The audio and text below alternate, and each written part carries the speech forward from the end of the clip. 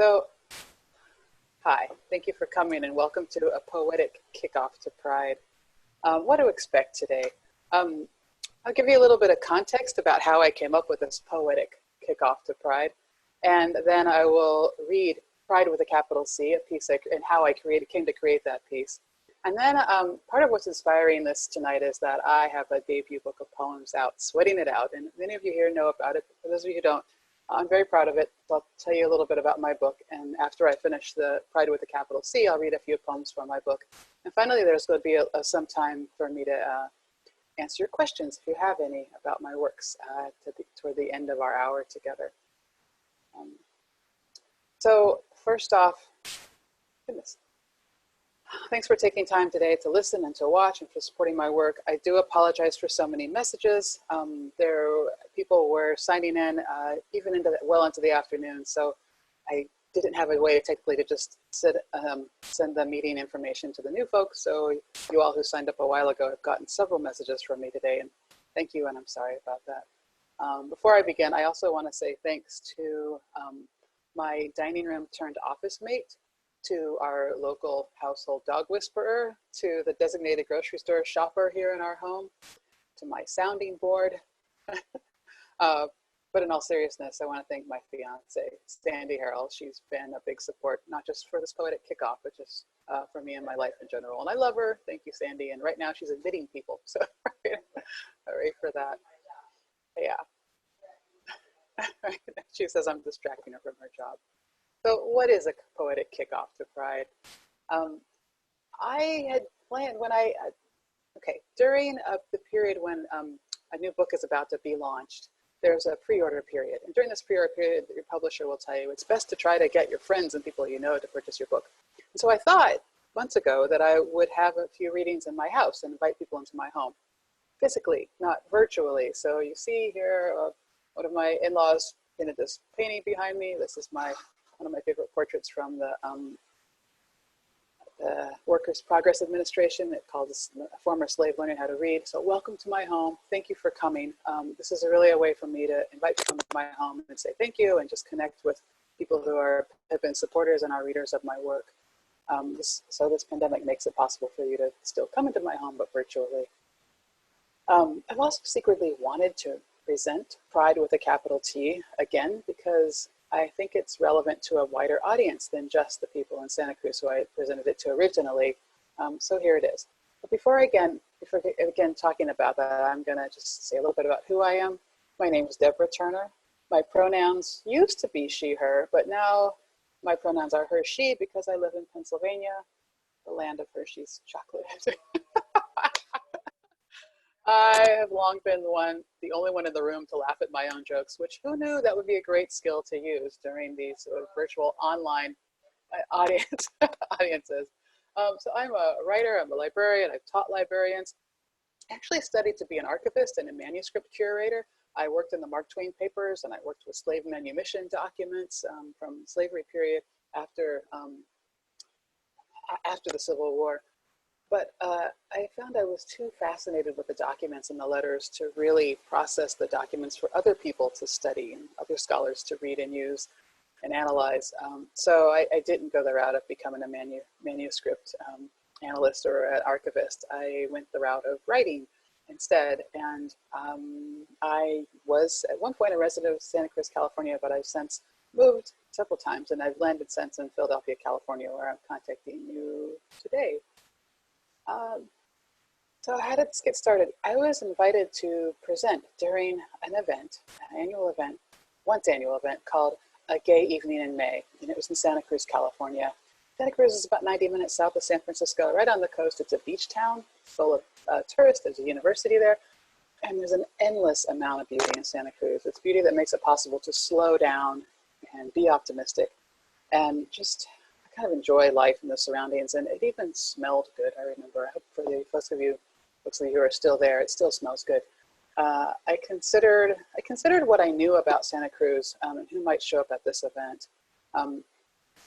The AGEM is called, A Gay Evening in May, so it's acronyms. It's really a small number of people who produce this annual show to showcase local talent, to raise money for worthy causes, and to celebrate And it was a big deal in town. There were before parties, there were after parties, and it felt like the closest thing our beach university town had to the Oscars, we'll just say. It was a chance to celebrate instead of, instead of dealing with loss at the time that it was created in 1985-86, which was really when HIV/AIDS was really a large concern. And I'm going to take a moment and just share the screen, because I have the program from the AGEM that I presented at. And as I open up my screen to share the screen, I see more faces. Hello to you all. So let's see, how do we share the screen?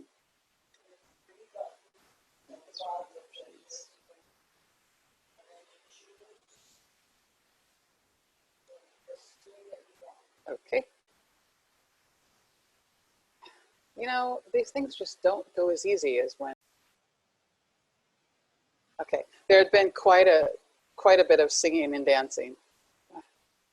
And I thought about, as a writer, how could I contribute to a stage theater presentation with all the singing and dancing in a way that would really hold the audience? It was the year 2001. It was the 16th year of AGEM. I really thought about what was going on. The term back then was domestic partners. More municipalities and corporations were starting to offer domestic partner benefits. The words "don't ask, don't tell," Clinton's policy for gays in the military, was quite a big dialogue at that point. And the queer community had begun to embrace our diversity. So we started to hear not just LBG, lesbian, gay, bisexual, but also queers of color, two spirits. We had the Gay Straight Alliance soon came to be. And in 1996, Ellen came out. So there were some not so great things as well. Matthew Shepard's death, so unfortunate and tragic as it was, it led to an increased awareness of hate crimes against the LGBTQ plus community. And back then, I was still writing letters, even though email was coming online. And I liked movies with letters in them, like Sleepless in Seattle. I had published a piece in an anthology called Letters to My Sister. And even though I wasn't a manuscript assistant and an archivist, reading people's letters in historical document collections, I liked the idea of reading other people's mail because it gives such a interesting sense of who the letter writers were, the context they were writing from, what they were writing about, and to whom they were preparing the letters for. So a big book that I really liked back then was reading about letters between Ada Sackville West and Virginia Woolf, for example. So when it came to this gay evening in May, and here I was going to be this writer contributing to it, and not an actor, not a singer, not a musician, what was I going to contribute? I decided I would write letters, and not just any letters, but letters about an event that meant a lot to me. Letters about a trip that I was lucky enough to be able to take to go to attend the March on Washington from 1993 for gay and lesbian bisexual rights. And that was back when there were less letters, so just GLB was it. But now we realize there's a lot more. So that's a little bit about the context of how I've came to write Pride with a capital P. And now you'll hear me read these letters. When I originally presented it, we were on stage at the Santa Cruz Civic Auditorium, and I actually made these little placards. So I forgot that I was sharing a screen. There's the next screen. So there, now you're looking at where my name is in the program, and it just says basically what I shared with you. And then finally, here's the whole folks to folks who just created it. Okay, I'm going to stop the screen share now and show you what I'm holding in my hands. Okie doke. So here it is, this little placard here, and it's all laminated, which you might be able to see when I turn the page. And then on the back of it is a postcard. So I actually read from these, which created some problems, and I'll tell you about those later. But overall, I think the performance went well, like I hoped tonight's was. Okay, so without further ado, sit back in your proverbial spaces. The curtains will now open. Rest with your concessions, whatever they may be, and let the show roll on. Dear Jesse, I made it. I'm at the 1993 March on Washington for Gay, Lesbian, and Bisexual Rights. It's so amazing to see the minority in the majority and in our nation's capital. All these homo couples out and about. I saw that on a t-shirt. The people here are beyond beautiful. Inner beauty radiates when we can speak out for ourselves en masse. I can't help but compare this to what the 1963 March on Washington must have been like. I'm missing 2 final exams to be here. Whoops, I'll probably fail, but hey, I was counted. Besides, earning a master's degree doesn't make me feel like I'm doing enough. I want to make the pain go away. Take your time and heal up right. Jamie, Jesse, the world and all the hard questions will still be here to explore when you get out of the hospital. Damn gay bashers. I'll let you know how the term ends if I ever get my butt back to campus. Love, Claire. There were people at the Pride of all ages at the march. So this one you'll hear from a very young Jimmy. Heather writing to Jimmy. Hi, Jimmy. Mommy and Mima made me write this. They got me out here for another family outing. They said it'd be fun. New city, same old thing. Chants and rainbows, rainbows and chants. 2, 4, 6, 8. My 2 mommies are not straight. Can't wait till I'm 18 and quit getting dragged around to these marches. I fell asleep in the wagon and missed Axe Up Diane. That was the only part I really wanted to see. I can act dead real good. When I woke up, I saw a big old white building. Mima said it was the White House. I thought we'd see the president, Judge Wapner. I'd only seen him on TV with his long robe and huge desk and gavel. He had his own parade. Mommy called it a motorcade. It made Mima mad. She called him and his dumb car stupid for holding up our parade. So I didn't get to see President Wapner, but I saw his car and where he lives. Maybe someday I'll live there too. Maybe someday I'll be back home and we can go outside and play again. See you later, alligator. Heather. At this point in the program, so I was a single act and the stage was on me and the podium. But at this point in the program, the spotlight went off, so the stage went black. And then a spotlight turned on stage right to a friend of mine, Tim Hughes, who was cooperative enough and just was really grateful for him to have read the next postcard. So again, this is a stage show and it's writing, so I had to make it a little interactive. So, you know, this spotlight switching from me in center stage to someone in the audience stage right, it kind of, I think it upstaged the other acts in the, no, not really. Anyway, so this could be Tim's voice, but at the time he read, but now I'm gonna read it. Dearest James, believe it or not, I just met a huge group of married people in open relationships with gay lovers. They call themselves Twice Dipped, het on the outside, queer to the core. Imagine, James, there's at least a few hundred of us here, and I do mean visibly, comfortably present. Today, I'm marching with our wedding band on because I'm proud of how we've made it work. Give my love to the kids, and don't forget about Janice's dentist appointment Tuesday. Love, Jenny. P.S. Pam loves it here as much as I do. She says hello and sends her love. I think coming here is making her rethink our invitation for her to move in with us and the kids. Okie doke. So you hear from the plural crowd. Let's see. So at this point, the spotlight comes back to me. And I'm going to read the next letters. Let's see. From somebody named Deacon Clever. Greetings, Reverend Allen. Of all weekends for our annual Church of Zion urban retreat, there is a gathering of homosexuals here like I have never seen before. Well, like you say, the Lord has his ways. We have decided it is our Christian duty to change our plans and spend the entire weekend reaching out to the lost souls in DuPont Circle. Pray for us that we might bring at least one to our side. We have had one tiny mishap. It's very crowded here. We got separated from our new choir director, James, but we're sure the Lord will help us find him. Trusting God in all things, Deacon Cleaver.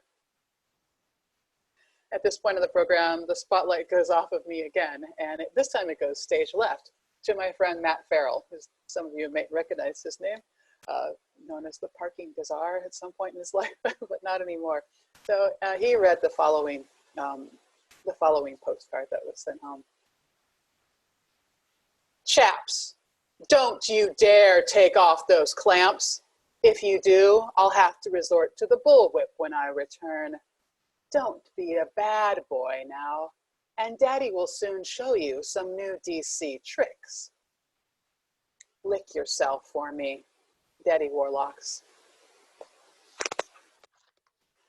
I don't know if any of you have ever been to the South of Market Fair in San Francisco, but that's sort of where that voice came from there. Spotlight is now back on me at center stage as I read the next letter. And this one is a little bit of a longer one that tells a story.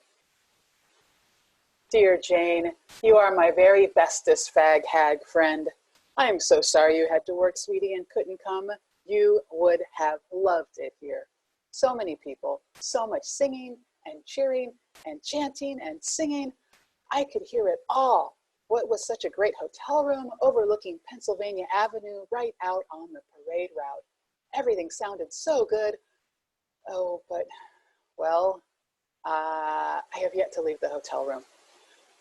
Let me explain. You see, I arrived late last night, as you know, and I just had to have my nightcap. So I went down to the hotel, to the hall, to the ice machine, and I got my ice all right.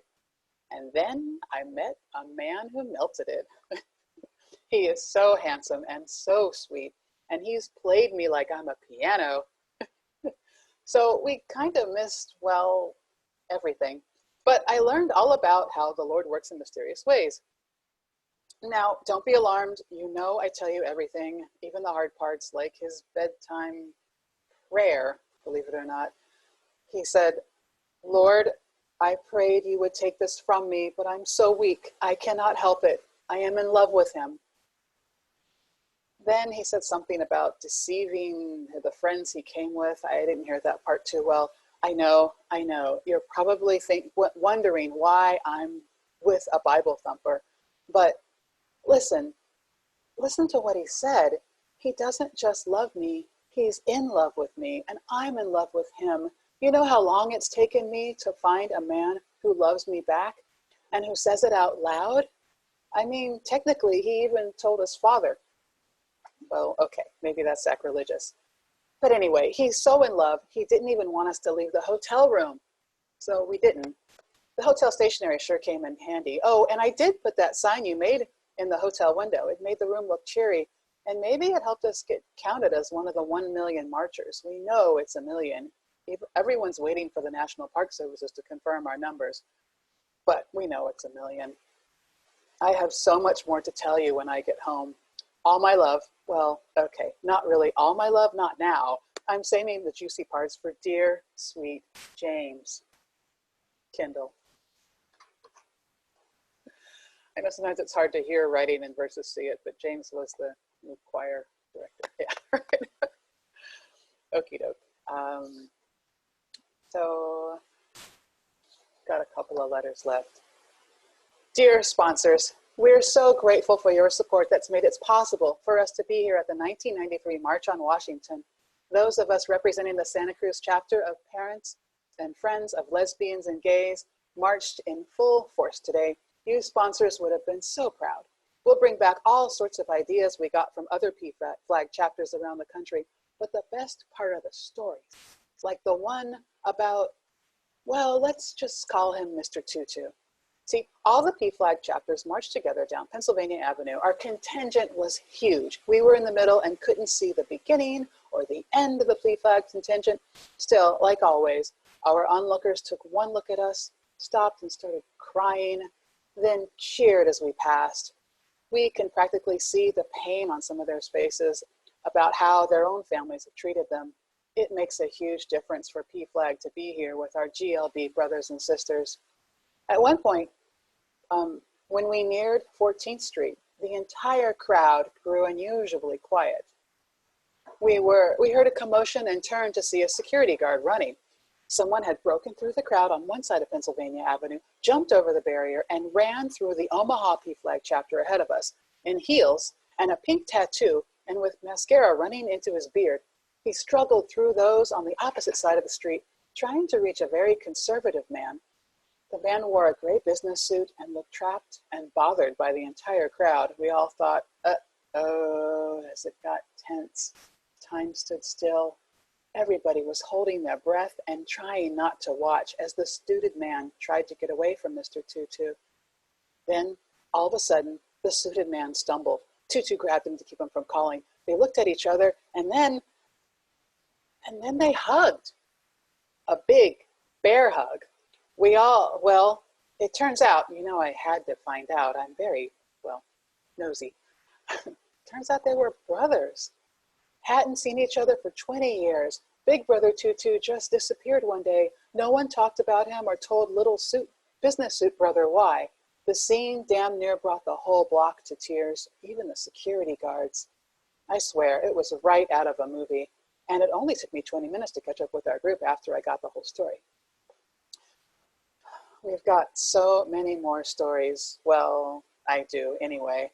Thanks to every one of you for making our trip possible. We're already planning a slideshow as soon as our plane touches down. Allies always, Deidre. P.S. There's a contingent from every state here. Each has its own chant.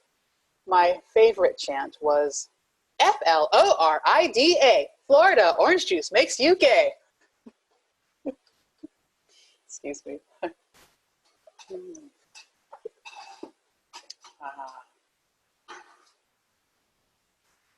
Now for the last postcard.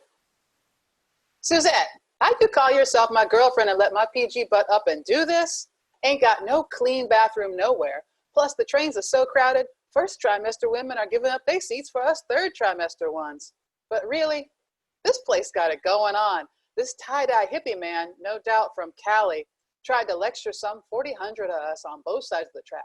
I mean, I just figured he was crazy. But next thing I know, he got my ass singing, "This land is your land." We even sang it in rounds across the tracks. Soon as the train came, we piled in and started singing America the Beautiful. I ain't thought about none of them songs since grammar school. I mean, what do they really mean for us? But girl, me and them queens, we sure got into it. High notes, low notes, some was even harmonizing. Even them straight DCers looked up from the newspapers and joined in. We sang the whole way from the Ginny suburbs out to the DuPont Circle. Then we sang all the way up this escalator, seemed to be lifting us straight up to heaven and into the light of day. And wouldn't you know, Trisha Jr. here liked it. She quit squirming for the first time since I boarded that bus 2 days ago. We be back in Mississippi soon enough. Then girl, when I do get back, don't think I'm crazy if I still be humming to myself. Love your girl, Trisha.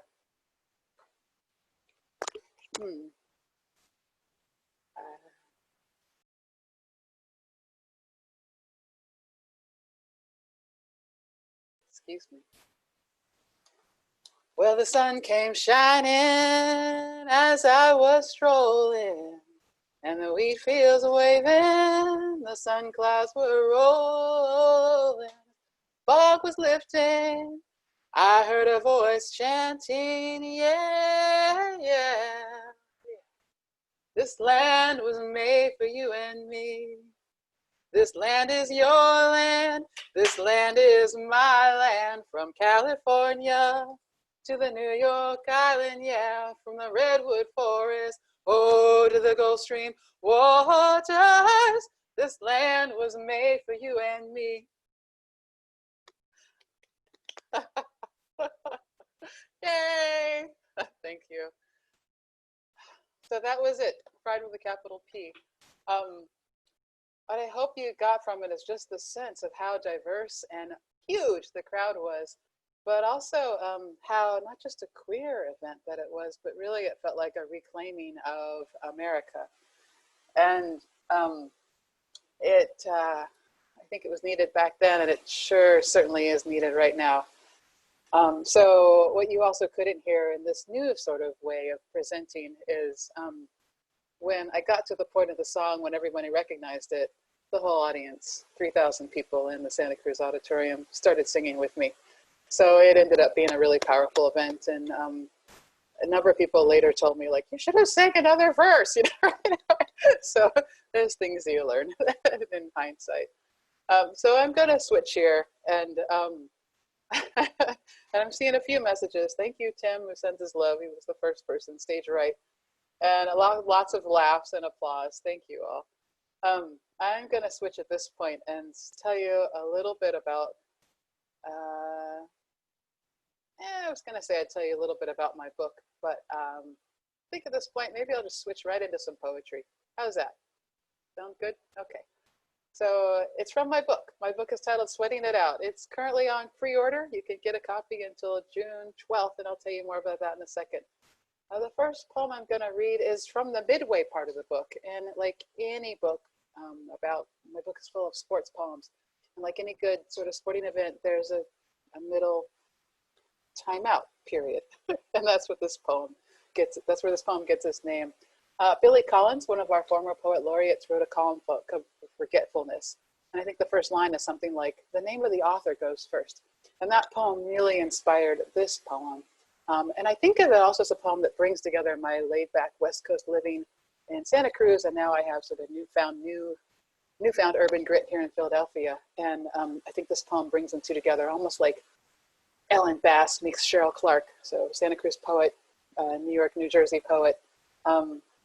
Joy Hardrow, who's our current poet laureate from the Muskogee Creek Nation out in Tulsa, Oklahoma. She might call it a working poem, or a poet that for me I put in my pocket and I think of, and it really sort of helps me hold the pride and get through hard days, not unlike the ones we're having now. Time out. Time out. The endless anticipating comes to a stop first, followed reluctantly by the double checking, the enduring deferring, the sad second guessing and tireless looking over your shoulder, which you suddenly realize you've done your whole life. Can't recall when you didn't, as you try to stick to an extended exhale. A single thought breaks the quiet attention. What if? An unceremonious strand of hair coils. Skin dries up to ashy. A pleasing look grows placid when your meditation teacher sees, prompts you to soften your eyelids. You wonder if she notices your legs aren't all that's cross. With further prompting, you hold what little you've gained by overdoing, overdressing, over-smiling, over-ingratiating, and how it helped you avoid underwhelming and missed being dismissed. Still, you try again. Exhale and release the discomfort from being the only one. Let go of looks you've gotten for not playing, not sharing what you know, not sharing what you know with the bosses around you, for though younger and unknown, they surely will advance farther, faster, regardless of where. Disregard insights into how to disappear, politely open doors or stand close to cleaning carts until colleagues assume you're not one of them, despite having just left the same meeting in which only the lookalikes got a word in edgewise. And slowly, as if one by one, lessons of assimilating up and fly out the meditation retreat window, taking with them the good sense your mama made you promise to use until you've lifted off the cushioned zafu, ever too small for your God-given black behind. Mindfully being human is not what you expected. Sitting in stillness, you practice not playing nice. With a deep inhale, you hold the question, how am I to enjoy this? Then it comes to you. Trust you will be taken seriously. Let flow your thoughts unfiltered. Your words resound uninterrupted. Wear animal prints. Check your chakra. Shake your mudra maker. Sing your sangha. At last, emerging from the colors of your own nirvana, few eyes open to see another black woman. Stop the clock. Acknowledge what is and reemerge, ready to re-engage, this time not playing the game. Thank you for listening. So that piece was called Time Out. And I'm going to take my own time out for a moment from poems from my book and read a poem that I've written since it was published. This one's from, I have a series of poems that I call my pandemic series, and this is called Pandemic Ways. Some of you may have read or been inspired, like I have been, by Lynn Unger's poems. She has a poem called Pandemic, which inspired this poem. In it, she inspires and moves us in part by opening a window into her culture. She's Jewish, and how she did that moved me to do the same. You can actually look up her poem. Again, her name is Lynn Unger, and her poem is called Pandemic. My poem is called Pandemic Ways. See where it takes you. Pandemic Ways. What if you used it to go through life as blacks do, regardless of time? Put on your face mask as we cloak our personhood. Dress up to travel, whether for groceries or big deals. Give up on the idea of trying to get ahead as we, even when cleaned and credentialed, find everything closed. And when the state of things finds another way to control your movements, your schooling, housing, striving to advance or influence ways and means, know others with picnic persevere, navigate ways of resistance, speak and they'll hear. Know that your humanity is in their hearts and hands. Dip your chin, catch their gaze, hold it only for a moment, long enough to know they too desire a vaccine for the viral unfairness. Promise the next generation you tried, for better, for worse, through health and when sickened, for as long as you have lived. Thank you for hearing that one as well. In that one, you hear a bit of speaking, and by that, having grown up in the South, although I see it all over the nation, except maybe Seattle, where people don't speak to each other, but speaking as a way to recognize someone's personhood, even when our nation didn't. So it's had its roots in slavery. I'll read a couple of other poems from my book, and then I'll have time to answer some questions. In this next poem, you'll hear the blues, and you'll also hear echoes of a different crisis. I think the best way that I think of to describe the blues is in the line, I've been down so long, being down don't bother me.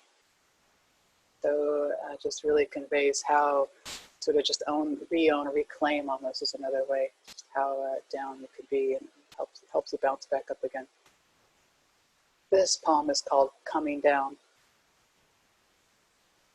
Coming Down. It was the year they toppled the Twin Towers, and our friend's daughter never rose from her birthing bed.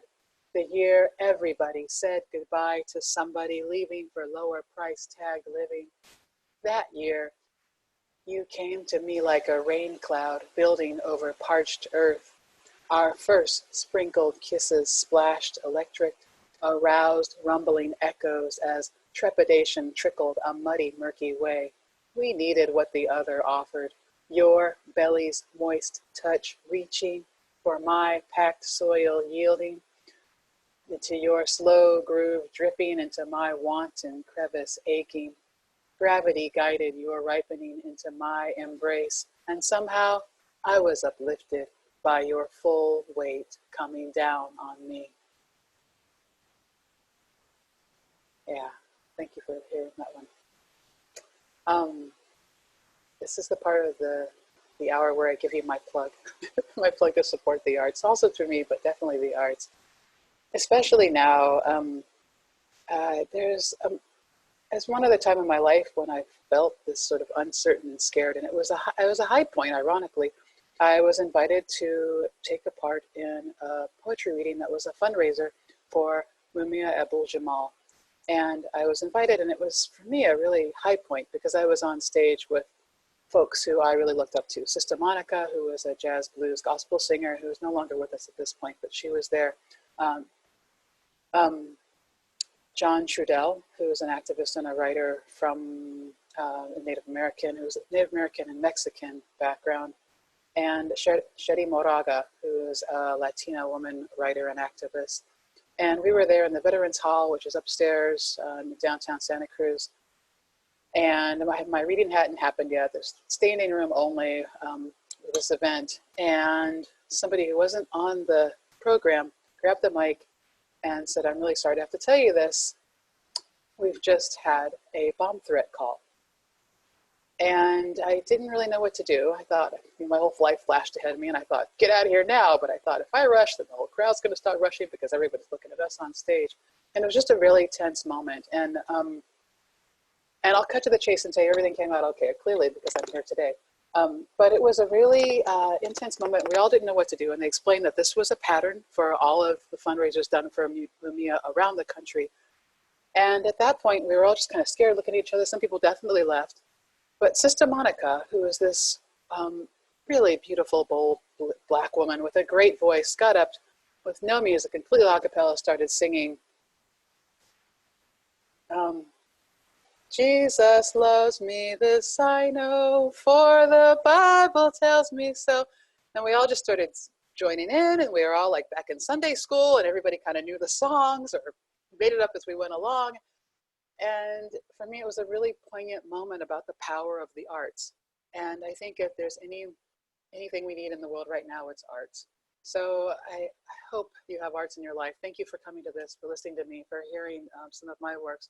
I hope you have other arts in your life and other ways to just sort of keep you grounded in this time, which is really just a mess. I've been through a whole slew of emotions, and I imagine other folks too, but I just wanted to share that story. So yeah, great. So also, just totally separate from that, whether or not you buy my book is great. Just you being here really helps me celebrate, and I appreciate that. If you were into buying my book, I'd be appreciated if you purchased a copy before June 12th, which would help me. It would also help my small publisher, and we all know small publishers really need help to stay in business. If you're already buying my book, thank you for so many of you who already have. You can also support me by going to the publisher's website or to my new page author's page on Goodreads and leaving a review of the book there. Or by joining my mailing list if you want to hear more of my works. I really keep my list of upcoming events and upcoming readings up to date, so you can go there or just contact me if you've got questions, and I'll tell you how to find my website, deborahturner.online, or find me on social media, dturnerwriter on Twitter or Instagram. Okie doke. I'm going to read one last poem and then open it up for questions if there are any. This poem comes from, I was asked to participate, oh no, sorry, that's a line that I didn't mean to say. Sorry. This poem comes from attending festivals. One particular festival that's coming up again sometime later this month, Juneteenth. It's the name of the poem. Emancipation was declared in our country on January 1st, 1863, but former slaves in Texas literally did not get the memo until June 19th, 1865, so 2.5 years later. Why? There's lots of stories as to why. My favorite story is that the mule dispatched from DC on June 1st, 1863 took 2.5 years to get to Texas on June 19th, 1865.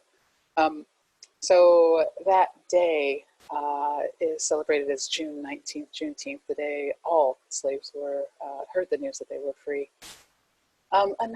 So now festivals come together and people celebrate, they hear music, people sell their wares, they eat, of course, and all the children at the festival tend to find each other and just really sort of run circles around the adults in the crowd, and they just enjoy themselves in ways that sometimes as adults we can forget how to do. So that gives you a little bit of background for where this poem comes from. Again, it's called Juneteenth. Some come for the music, some for the something from nothing recipes, 2-3 centuries old, nourishment like a hug from the ancestors. Some come to make money, some to spend, made this myself, half price today. Twinkle in her deep brown spies the bill stamped black money. This time, they really do reap what they sow. Some come for the crowds, some for green, open space, warm, inviting talk, and a chance to see all in the absence of urgency. And the children run free like schools of sardines, lacing the kelp-like crowd in jubilee, and the ancestors, smiling, whisper in trees, say, Sun rays, ease my pain. Let me rest in peace. Thank you so much. I am going to start taking questions. And at the end, I'll show my contact information for those of you who might want it. Yes, I think we're a small enough crowd that we can just all unmute, and if you have questions, you know, just let me know and raise your hand. So we're figuring out now how to unmute people. All right. I think now you have the choice of whether or not you'd like to be muted. And I'll also look in the chat to see if there's any questions there. So Deb. Yes. Hi. Hi. Great Hi. reading. Loved Thank it. you. Thank you. When's the book coming out? When will it be published? The book will be coming out on August 12th. August 12th. Although okay. the publisher has let me oh, it may be a little late, so just know that, but it's definitely coming just because of the way the world is today. So if we bought it, it'll show up in the mail? It'll show up in the mail. So if you pre-purchase it by August 12th is the last day for pre-purchases. And then it'll as soon as it's released, it'll be mailed to you with that order. Okay. Yeah, thanks Cool. for asking. And just for those of you who know, if they're pre-ordering a certain number of copies does certain things. It allows your book to be put in the database that librarians purchase from, for example. But it also sort of gives a signal to other publishers who might be interested, for example, in the novel that I'm still working on, that I have an audience who may be interested in purchasing my book, which is a big deal in the book publishing world these days. So thanks for asking, Jan. You're welcome. Speaking about your book, I mean, does some of your poetry factor into your book? I mean, is there some crossover thematically? That's a good question. Thank you. Yeah, so I'm working on a novel. It's called Harvesting Our Own Cranberries. And before I answer that question, I'll preface it with a story. When I was in a writing group, first got in a writing group and started working on this novel, they just gave me some really, feedback is always kind of hard. Call it feedback because it's really feels like criticism sometimes. It can be hard to take. But their feedback was, we're missing some things, like more about this character and where they are and what they're sitting and what time of year it is and things like that. And I had only been coming to my writing group with prose for a while, and at some point, I don't know, about 3 or 4 meetings in, I was just kind of tired of writing prose, and I was like, you guys mind giving me some feedback on a poem? And I brought in a poem, and they all said, no wonder you were having such a hard time with your prose. It's not poetry. You've got to include plot and character development and all this stuff. So in that way, yes, I'm sure that my style of writing, which can be more like a poet, and just to sort of give brushstrokes and let people fill in the rest. So that's coming in. And there are some phrases that some of my beta readers and my current writing group, a couple of my members are here today. Thanks, y'all. Right. My current writing group has said that there are some excerpts in it that are beautifully written, and the words really sort of feel like poems. There aren't any poems outright in my novel, so thanks for asking. But yeah, hi. Hi, Deb. Hi, it's Lori from California. Thanks. Hi. So great reading. And which form of writing for you do you feel best conveys emotions that you want to articulate through that writing? Is that prose or poetry or something else? Oh, wow. Thanks for that question, Lori.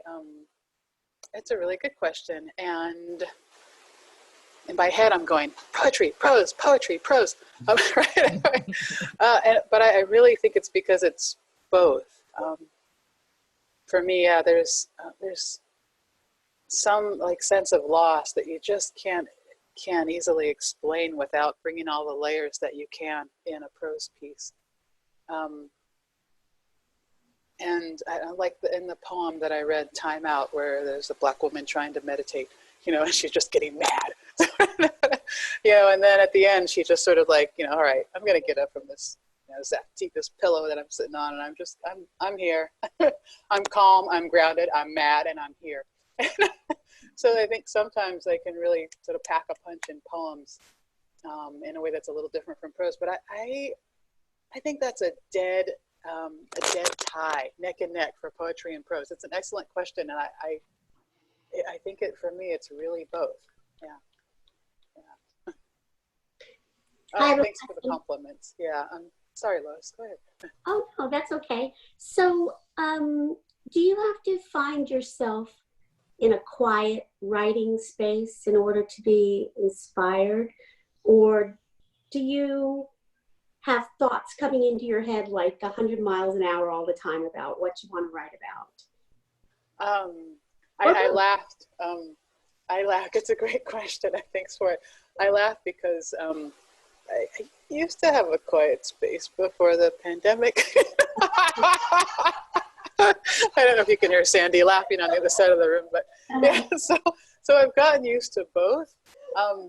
But I have had friends say that, so like when you go on a hike in the wilderness, like it's perfectly okay to interrupt the conversation and go, oh, there's a turtle, or look, there's an albatross, or just whatever you see, or look, there's Loch Ness, but Bigfoot, right? So it's really okay. And then you get back to the conversation because nature is nature. It just pops up when it pops up. Apparently I do that all the time. So this is to say that my head is constantly going to the point where I've had to learn how to catalog, I suppose, or just record thoughts. And, and sometimes I'll write on my phone. Sometimes I'll just think, okay, red jacket, and I can remember the phrase and write it down later. So it's a little bit of both. So it's really a sequencing. Initial thoughts for new ideas, new pieces that I want to work on sometimes they're just an explosion. They can come with all the senses going. Other times, I just need to really focus and work on something like this part of my novel now that won't come together. So I just need to sort of sit together and wake up before the dog starts barking at the postal carrier and before the local resident video games. A young man starts playing them. And sometimes I just need quiet, it's just like that. Okay, go to bed early, get up early, start writing. So it really is a matter of both. And I think those together, for me, both together yield quality. And sometimes it's the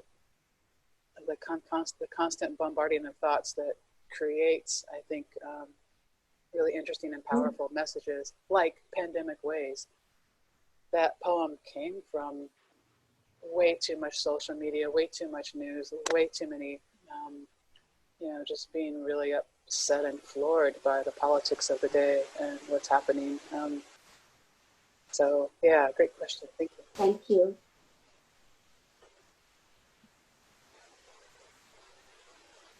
Oh, I see one question in the chat, so I'll answer it, and then I'll scroll up and see if there's others. So Elizabeth, hi Elizabeth, asks, where will you go to next? Where will I go to next? Oh, that's such a good question. And I can't help but think of Dr. Seuss. Oh, the places you will go. I could just, somebody asked me if I would sign a copy of my book for a graduate this year, which is a really nice gift, I think, for both of us. Where will I go next? Well, besides my novel, I've got a memoir draft, first draft of a memoir done, and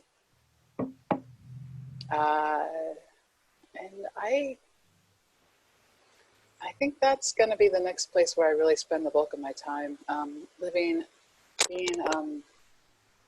somebody who's gone from poverty and really living paycheck to paycheck and growing up to living as a professor and being a faculty member, tenure track, and owning a home in a place that's going through gentrification. That's what my novel, my memoir is about. So going back to the earlier question, Lois, I'm really going to have to settle down in order to get that draft from draft one to drafts too. And that's going to happen after I finish the novel. And there may be some more cranberry books in my future. Not sure about that.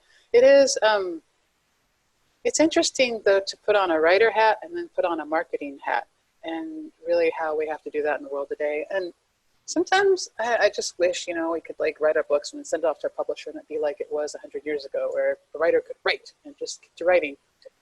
And we could have a wife who would bring us food and clean our clothes and everything. That was a horrible joke. So Sandy confirmed that was a horrible joke. But in other ways, the intense marketing that we writers do and other artists do today is a different way to connect with audience, which gives you an example of just how fiercely I try to find the silver lining in things. So that's some of the places where I plan to go next. Learning how to scroll. Other questions? Hi, Deborah. I just really wanted to appreciate the 1993 March on Washington letters piece, because I was there and hearing the I was at the march as well, and hearing the postcards, the different perspectives, I could just feel it so much. So I just want to thank you for doing that. And you sound great singing in your poem. So thank you for doing it and keep doing it. Thank you. Thanks so much, Colleen. Oh, I'm so glad you said that, because I think the only way to really get a sense of that march is to talk to all the different people who were there. It was an incredible experience. And I think maybe another metaphor for it was the first time I got to see the AIDS quilt, and just seeing every patch there and how powerful it was and how somber it was, and also just how uplifting it was for people to see their friends and loved ones recognized and have their voice be a part of that event in some way. Do any of you know Sweet Honey in the Rock? Oh, yeah. Yeah. They unfolded your lives one by one. So that song is about the AIDS quilt, and it just brings chills to me. But yeah, so thanks for adding your perspective of that march, Colleen. If anyone else has any comments about it, we have about 5 more minutes or so. The march in 1993 was an exceptional one for me, because I met my wife there 27 years ago. We sat next to each other at the March on Washington and at the mall, and here it is 27 years later. So what can I say? It was a great march for me. Wow. That's my wife. You're getting applause. Hi. That's great. So I was particularly interested in hearing your poetry around this. Thank you. Thanks. Yeah. Thanks and congratulations. 27 Thank years. You. Yeah. Yeah. Oh, others. Oh, I heard somebody requested a song. If I could sing All of This Land Is Your Land. If we get everybody to unmute themselves and sing along. Oh. Thank you. Maybe I'll try to post the song at some point on my website. I'll send a note out about it. One of my poems actually has some singing in it, and couldn't really represent that in the book, but the last poem in the book is called When I Arise Glistening. And like any good workout, it's a shower. So it's a shower poem. And I sing in stairwells, I sing in emergency exit because there's great acoustics there, and I sing in the shower. Luckily now I sing in a choir. So I got recruited because at some point I started singing in front of some of the choir members. They invited me out for a drink, and I started singing, and they all just looked at me, and I was like, "What? Don't you know that song?" I was singing from a song from The Little Mermaid, which I actually love, Disney movie. And I just think there's a whole lot of like gay undertones to a lot of the Disney films out there, but they just started looking at me and they're like, "We know the song, we know the movie, we want you to be in the choir." So now I'm in the choir, literally, and figuratively. Are there any stories that I could share? I'm really happy to be home and to have this this poetic kickoff with you for Pride. As a librarian, Pride is usually scheduled on the same weekend as the American Library Association, which is kind of neat because for many years I ended up at Pride, and not in my city, but wherever the librarians gathered. And so it was kind of neat. Got to go to Chicago, I got to see Chicago's and other places in New York's, I think, 1 year. And so it's just kind of neat to see Pride in other cities, but it's really neat to be home and celebrate Pride. I didn't mean that literally, but but I am. So I hope, I've actually been invited to take part in Santa Cruz Pride, which is going to be online on June 12th. And I think the details for that are still coming out, but you'll see me appear online again in Santa Cruz Pride this year. So I'm really happy to be home for Pride. It would be really nice if we could stop sheltering in place safely soon. It won't happen before Pride, but maybe by Pride 2021, we'll have a vaccine in hindsight and other stuff. I see lots of applause, and thank you for that. Don't see any other. I don't see any other questions. Any other questions or final comments or anything before I say good day and good night to all various folks? Thank you. Thank you. Thank you so much. Happy Pride, and thanks for coming. And I hope to see you all soon as we can. Okay. Bye now. Thank you for all this. Bye. You did Thanks great. so much. Thanks. Awesome. Thank you. Lots of fun. Bye, Jen. Bye. Bye. Hey, Deb. Bye. I see you at Pride in Santa Cruz. Thanks, Pat. I'll see you there. Bye. Bye, Really Donna. looking forward to reading your book. Oh, thank you so much. It'd I be appreciate delightful. it. Bye, Jeremiah. Can I Bye. see more of the dog? More of the dog. Sandy, show the dog, please. Got it. There's the dog. Oh, Yeah. wow. Hi, Mark. Oh, that's great. Hi, Deb. Thank you so much. It was great. Thanks, Mark. Thank you so much. Not the dog. Yeah. Bye. Take care. Donna, can you hear me? Donna's in Seattle. All right, we're going to stop the recording. Good night.